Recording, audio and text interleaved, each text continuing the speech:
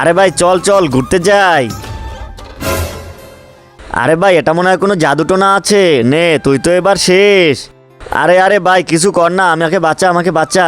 ওই যে দেখ একটা বাবা বসা, ওই তোকে বাঁচাতে পারবে, চল ওখানে। আচ্ছা ঠিক আছে চল চল।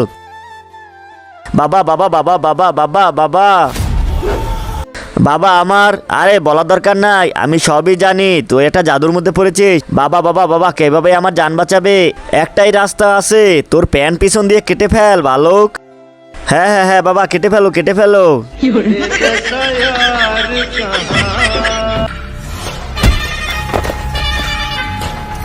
কিন্তু তার আগে যদি তুমি মেয়ে হও তাহলে লাইক করো, আর যদি তুমি ছেলে হও তাহলে লাইক করে সাবস্ক্রাইব করো, আর যদি তুমি কিছুই না করো তাহলে আমি বুঝে যাব তুমি অন্য কিছু, তাই তাড়াতাড়ি করো।